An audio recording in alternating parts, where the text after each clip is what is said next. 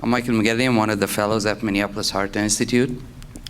And I'm going to talk about an Impella-supported left main PCI in a patient with an RCA CTO. So basically the last remaining vessel. No disclosures. And our patient is an 85-year-old woman. She presented with non-STEMI to an outside facility. She had minimal comorbidities, diabetes, PAD, but she's 85. That's a coronary angiogram done showing RCA CTO and some distal left main disease. Maybe angiographically does appear to be very significant, but at least the circ looks okay. They did an MRI, and probably because we can. LVF was 46% and showed viable myocardium. And despite having very minimal comorbidities, she was deemed high risk for surgery, probably because of her age, and she refused to undergo surgery. So she was referred to us for complex PCI. So the way we approached this is we started with right heart cath. And we actually found favorable hemodynamics, a wedge of 9 and RA pressure 5. But the next step was to evaluate if the left main disease was significant. So we proceeded with an IFR to the LAD, and it was 0.47. So now we know that we need to do it.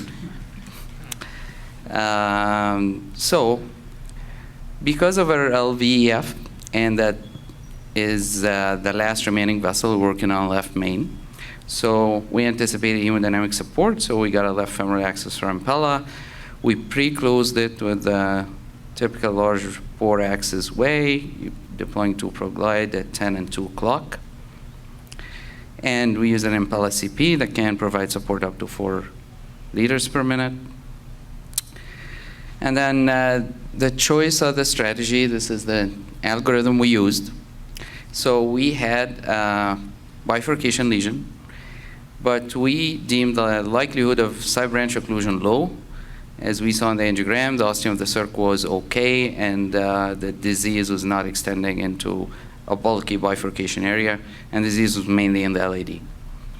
So, as we always have to do, left main PCI, we started with an IVUS to the LAD, and as you can see here, severe circumferential calcification in the LAD.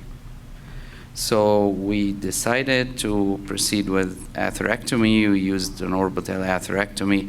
We engaged the LAD with a, we already had Chamblou, so we exchanged it to a Viper through a microcatheter. And we gave nicardipine, 0.4 milligrams. We did not use any temp pacemaker. And then we had 13 runs of orbital atherectomy, averaging about 15 to 20 seconds per run. And then we wired the circ, and we exchanged the Viper to Chamblou. Now we were wiring main branch, side branch. We did the IVUS in the LAD. We still had circumferential calcium, but a little bit better than the initial one. So proceeded with further other methods to predilate the lesion. We used NC balloons, used an angiosculpt 3. And then we placed the DES to the LAD 3, and then a 3.5 to the left main.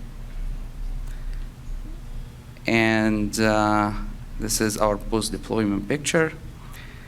At this point, we kind of suspected that maybe the Viper wire caused some distal perforation. So we used the Caravel, we did some selective injection that showed it's actually okay. We didn't find any significant perforation. Then we proceeded with post-dilation with 3.5 NC. Then we finalized an IVUS LAD, showed that the stent was actually appropriately deployed despite the calcification. And this was our final result with a TIMI-3 to the circ. We tried to proceed with IVUS to the circ, but the IVUS catheter would not pass. So the patient was stable, TIMI-3 flow in the circ. I assume this is very good angiographic outcome. And our final caveat, when we removed this Impella-CP catheter, we deployed the per close, there was some residual oozing. And we kept pressure for a while, didn't go away. So we actually used an angioseal in addition to the 2 per close. And this goes good hemostasis. The patient had uneventful recovery, and she went home the next day. And this is only the only literature we have about using Impella on unprotected left main. And this is on Impella 2.5, and you see the 30-day mortality is pretty low, and a few patients had vascular complications. Our case was not only unprotected left main, but unprotected left main and the last remaining vessel. So hemodynamic support might increase the safety in a PCI last remaining vessel. Provisional left main is reasonable when the likelihood of side branch occlusion is unlikely. And angioseal can be used in addition to per close to achieve adequate hemostasis. Thank you.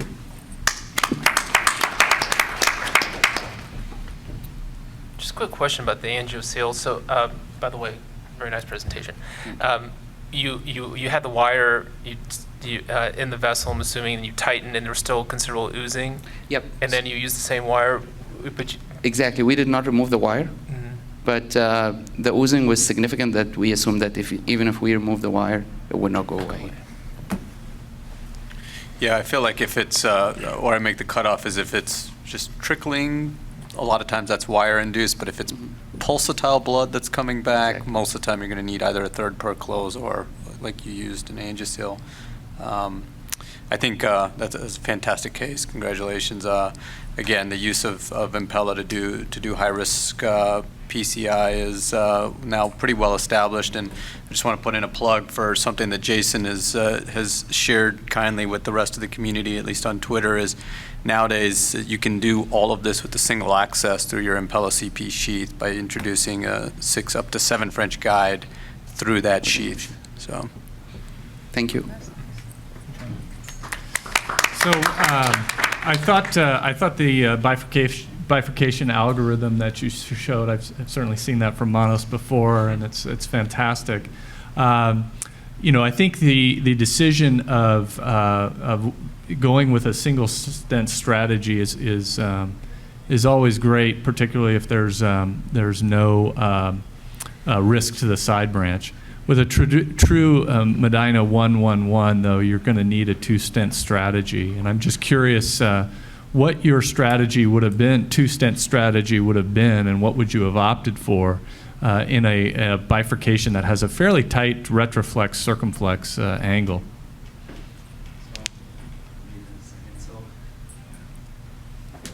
I guess if we use the same algorithm, and the angle would be very favorable to do a T-stenting in this case, but DK crush can be also used in this one, but I think T-stenting would be appropriate with a 90-degree angle. Yeah, I think you're right that there's challenges with a retroflex circ no matter which strategy you go. If you do with a T-stent strategy, oftentimes it's hard to get back through, you know, with the retroflex circ. If you go with a DK crush, then sometimes getting back through the crush stent with a wire and then, you know, balloons, et cetera, can be challenging. But yeah, I think you could go with either strategy here. One last question.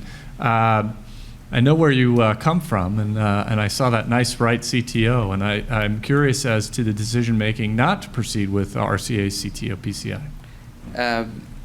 The decision mainly because the presentation was a non-STEMI. Although we have viable myocardium, the decision was to proceed with the left main first and see how she does symptomatically.